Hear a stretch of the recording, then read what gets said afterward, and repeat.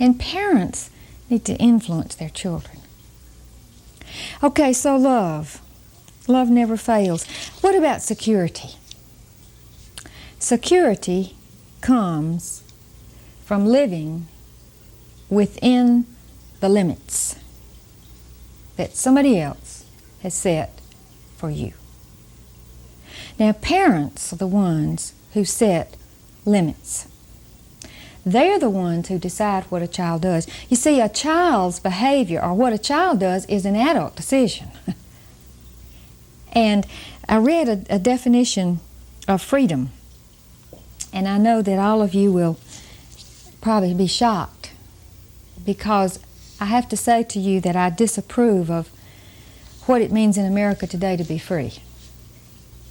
I disapprove of it because it really means that everybody can go out and do what they think is right.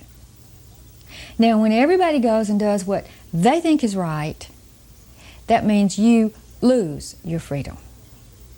So the definition that I read of freedom, it says that freedom can be measured by the length of the leash from the stake.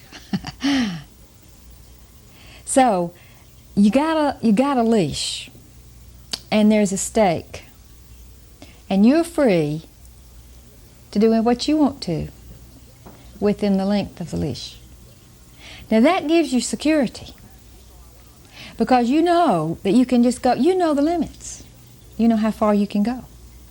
And you can be creative within the length of the leash. And so children who are just put out to do, situational ethics, that's being taught in our schools today. And that means you decide. And everybody's going to decide what they want to do. You see, freedom comes from living within the limits. Freedom comes from living within the boundaries. Now, parents need to be loving as they set limits. They need to be the ones to decide. Now, you need to be an authority when you set limits for your children. Now, what's the definition of an authority?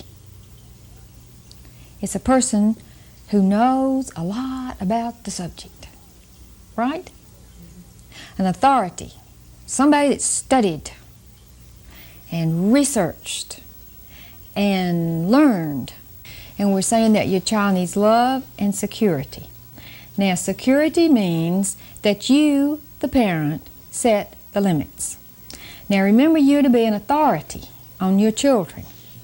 Now, how do you get to be an authority on anything? Remember, you study, you research. And so what you got to do to be an authority on your children is spend time with them. Now, what do? You talk to them. You listen to them. You play with them. You pray with them. You read to them. And you just sit and watch them. And that's the one thing parents don't want to do. Because they don't want to give up their what? Time. See, parents want to bathe them and feed them and then put them in a playpen and say, now don't bother me. Or go out in the yard and play and don't bother me, I'll come get you at dinner. But you can't do that and be an authority on your children. Now, you don't need to set limits for your child unless you are an authority on them, because you don't know what the child needs. So, limits come from a loving authority, and you need to be flexible. Let me read you a statement that was made in 469 BC by Socrates, who lived in Athens. He was a great philosopher.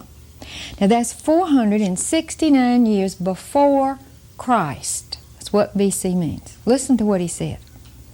He said, if I could get to the highest place in Athens, I would lift up my voice and say, what mean ye, fellow citizens, that you turn every stone to scrape wealth together, and take so little care of your children, to whom you must one day relinquish it all? Now, he could have stood on the highest mountain in the United States and made that statement. And you see, with the cost of living so high and everybody has to work, you know, if there are two parents in a home, they both have to work. It's easy to forget that everything you're doing, if you accumulate anything in life, when you die, those little children are going to get it. And you ignore them because they get in your way as you work to accumulate something. I guess the thing that bothers me is that children suddenly become an interruption in the parent's life. Now, when a child becomes an interruption in your life, then you better look out, because you're on a road to disaster. And that child should never be an interruption in your life. Now, that doesn't mean that the child just consumes your every thought and you don't have time. The parents need time for themselves too. You need to rest, you need to take care of your personal needs. But the child should never be made to think that he's a bother. He's a nuisance. Because then you lose all control of him. Now let's talk about boundaries or limits. When you set limits for a child, the first thing you want to do with those limits is allow the child a freedom of choice. But you allow the child the freedom of choice. You don't say to the child, what do you want to do? You know, have you ever seen a parent, you want your beans? Don't you want to go to bed? Have you ever seen a child that wanted to go to bed? So don't you want to take your nap? Don't you want to sit in the chair? Child says, no. So you want to decide what options to give your child. And then you say, would you like to take your nap here or here? And the child can decide where he wants to take his nap. You want to sit in this chair or this chair? Would you like to have beans or spinach today? And so you allow your child a freedom of choice, but you allow it. And how would you like to be a 4-year-old and have your mother say, you want to go to bed? And you say no, and then he says, well, I'll wear you out because you don't want to go to bed. And when you set limits, you see, you make things predictable. And then your child knows what to expect. Now, one of the worst things we do, without realizing it, is that we give our children options that we don't really mean. I have a friend that had a little boy whose name was Matthew. Matthew was the cutest, smartest little child you ever saw. And she called me one day just hysterical because this cute, smart, well-behaved, polished little 11-year-old boy had been suspended from school for 2 days. And she couldn't believe it. So I said, what happened? And she said, well, Matthew was singing in class. And the teacher said, Matthew, stop. And he didn't stop. And so the teacher said, Matthew, you either stop singing or go stand out in the hall. So guess what he did? No, he got up and went out in the hall. And the teacher was so furious that he was rude and insolent. He insulted her. And she wanted him suspended for 2 days. Now let me just ask you a question. What did Matthew do that was wrong? What? He did not stop when the teacher asked him to stop. All right, that's right. And then what did the teacher say? She gave him a choice. She said, if you're going to keep singing, you go out in the hall. So what did he do? He went out in the hall. That's right. Now, was he wrong to go out in the hall? No. No. You know what was wrong? The teacher said it, and she didn't mean it. Now, we all know that Matthew knew she didn't mean it. I mean, you know, everybody knows that 11-year-old kid knows she didn't mean that. And he was just going to show her. And he did it. But do you think she should have given him that opportunity? She should have taken him out in the hall if she wanted him to, or she should have gone and made him stop singing. Now, we'll talk about that when we get to discipline. But you make things predictable for your child when you give them options that it's okay for them to opt for, see? You know, when you come along and you say, stop singing and go out in the hall, and they opt to go out in the hall, they don't do anything wrong. Now, I think you need to sort of plan ahead, you know, and say, now, if I say this, do I mean it? Have you ever said to your child, if you don't sit down, I'm going to wear you out? Have you ever said that? And the child says, well, just wear me out, because I'm... So you go over there and you just wear them out. Now what have you got? You got a screaming child that didn't sit down. So who won?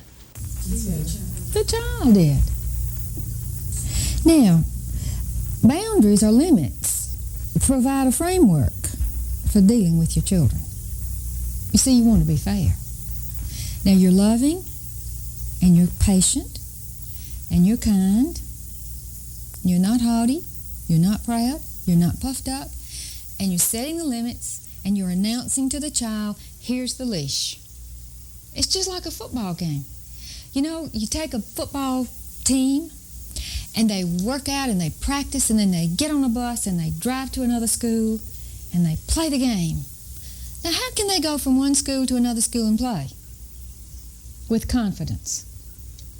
How can they do that? Because the measurements of the field are always the same. See, it may be in another town or another state, but they know exactly the boundaries. And so you know what a good coach does? He figures out ways to be creative within the bounds of the football field. And he challenges the team. Now we got this much space to play in. Now what can we do to beat the other team? Now what would you think if a coach came along and said to another coach, listen, we've lost 2 of our good men for this game. Now we're handicapped because of that, so we want you to extend the boundaries of the field for this game. What if the coach did it? You know, it'd create chaos, wouldn't it? Nobody'd know what to do, where to do, how to do. It'd just be a disaster. So you don't change the boundaries because of the child.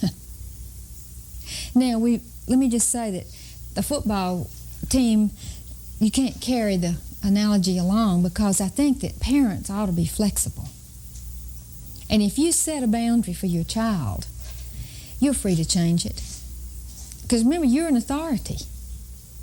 And every day you're learning something new about your child, about the neighborhood, about the school, about the child's needs. And so you ought to be flexible. And the child feels secure when the parent is flexible. You know, legalism is death. And when you say, this is what you will do and I'm not going to change my mind, you're not giving your child any security. You're creating fear in the heart of the child. But when do you change the limits? When you as the parent, the authority, make a decision that it's okay. Now, you never change the limits because of the pressure the kid puts on you. Because when you set the limits, if you have got a halfway intelligent child, what is he going to start doing? He's going to start working on you to change. Do I really have to do that? Why do I have to do that? Now, when you set limits for children, they ought to be reachable and reasonable. And they are according to the parent's judgment. And you want as few limits as possible. Now, I used to just violate all these, you see, every one of them. I would say to my children, go in your room and do your homework and brush your teeth and comb your hair and make up your bed and put your clothes in the closet and get to bed. Well, they couldn't even remember all that. And so you want to make the limits real few. That's not good English, is it? But you just want to have a few things. Because you see, if you set them, you need to see to it that your child does what you tell them. Now, that's discipline. Now, I believe that the biggest problem we have with the youth of America is that they're not disciplined. Now, a lot of the kids were punished. See, they were punished, but they weren't ever disciplined. And so I want to just tell you that there's a big difference between punishment and discipline. And I see very few children that are disciplined. Now, what do we mean by discipline? Well, discipline means that you do what's right when you don't want to. Now, you don't have to have any discipline to do what you want to. And it's up to parents to discipline their children. Now, if you don't discipline your child, somebody someday will do it. And it better be a loving mother or a loving father than a welfare worker, a social worker, or a policeman, or some judge. But you see, you have to live within the limits of the law. Now, I lived in the Philippines for 3 years, and they don't have any laws over there. They don't have any laws. Can you imagine? No laws. No traffic laws. There isn't one. There were 4 million people in the city of Manila, and there were 2 major highways in that city. And it would take me sometimes 2 hours to drive 4 miles. 2 hours to go 4 miles. You know why? Because there are no laws. Now, when you get to an intersection, who goes first? Everybody. And so here you all are in this unbelievable traffic jam. Everybody's come from here and here and here and here, and nobody can move. And I have been known to sit at an intersection 20 minutes. Now, that is a long time in a traffic jam. And then you see one will be able to peel through and work his way, and then another one here, and then another one. And then you go another block, and there's another intersection. And I used to sit in my car and say, you stupid people, all you got to do is get a traffic light. You know, or get a policeman out here and say, okay, you go, now you go. And not everybody get in the middle. But they didn't want to do that, so they never did. They didn't listen to me.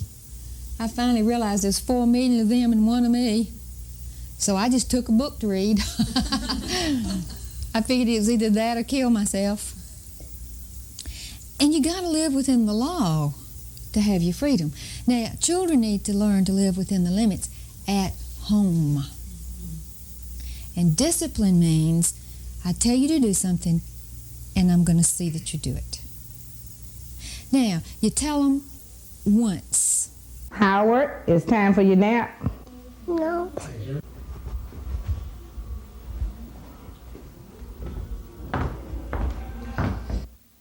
You see, you say one time. Now, when I was talking to my mentor, Henry Brandt, he said, Mary Glenn, why do you train your kids to obey you when you scream at them? You ever done that? You say, Mark, come in this house. He don't come. You go back and you say, Mark, did you hear me? He don't come. So you go back and you say, Mark, if you don't get in this house, I'm going to wear you out. He comes. And Henry said, you see, you've trained him. He knows when to come. Now, what do you want to do all that for? Why don't you just go to the door and say, Mark, come in. Train him to come. I said, I don't know how you do it. And he said, well, you go to the door. And you say, Mark, come to dinner. Now, he ain't going to come. So what are you going to do then? You go get him. Hey, Sam, it's time to come in, honey. It's raining.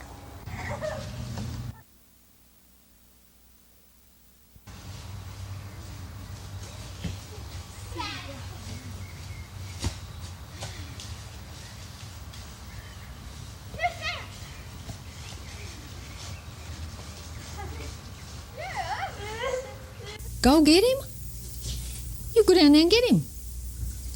And then Dr. Brandt looked at me and he said, you see, Mary Glenn, that means you got to get out of your chair. Well, who wants to get out of the chair?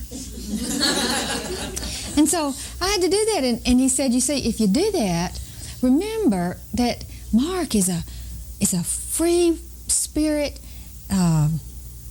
determined kid. And the last thing he wants is for his mother to come get him and take him by the hand. And so he said, you see, what you do is you go get him after you speak to him once. And pretty soon, he's going to realize that he might as well go because you're going to come get him. And he'll start coming. And you know he did? And I just have to say to you that I went on, he travels in his work, and I went with him about 2 months ago. I spent 2 days traveling with him just because I don't see much of him now that he's married. And so we went on a trip together. And you know what he said to me? He said, Mom, you know what? I'm real surprised. I've always seemed to be such a rebel. How did I end up so disciplined? I said, well, you want me to tell you?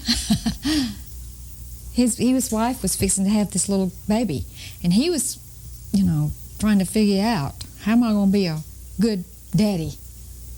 And I said, I'll tell you. And I told him that story, and I said, that's the best thing that I ever learned about being a parent.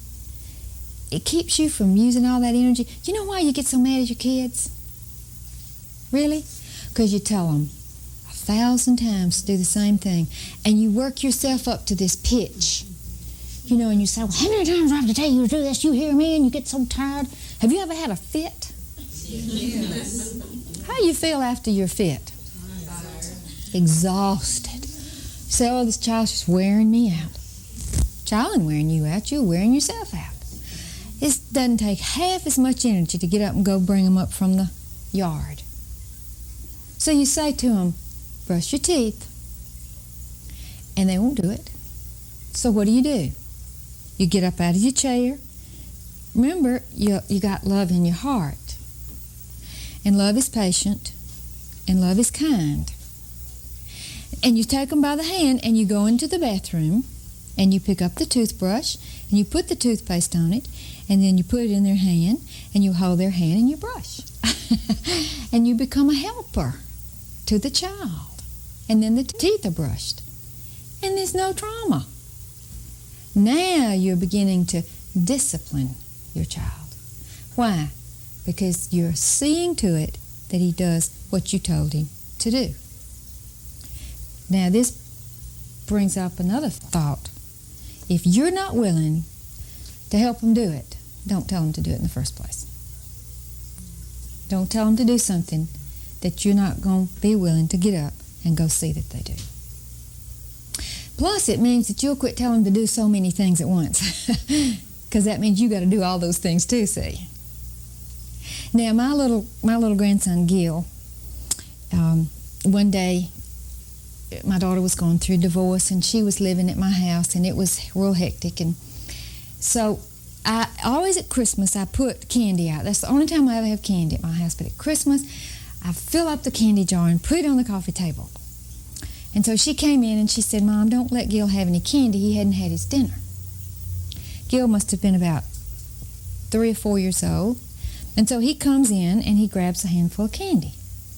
And I said, Gil, put it back in the jar. And you know what he did? My wonderful little grandchild, he threw it on the floor. And then he ran. And so I got up and I ran after him. Now, I'm an old, gray-headed woman.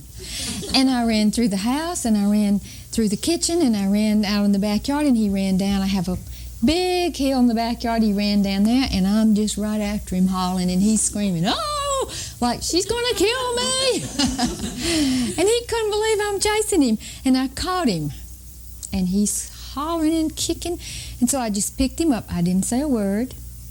And I held him under my arm like this so he wouldn't kick me and hurt me. And I walked right back up to the house. I walked into my living room. I laid him down on the rug on his stomach.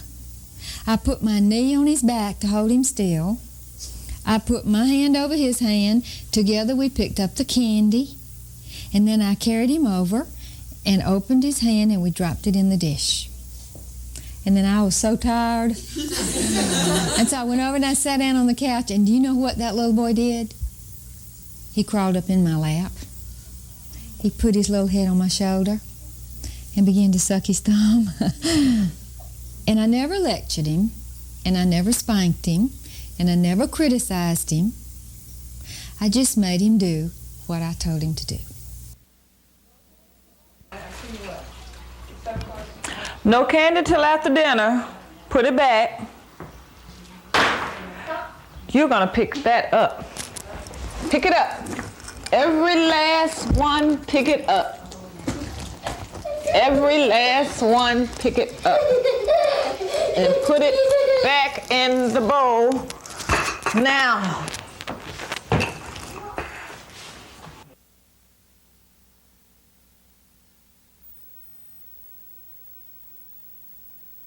You know what happens?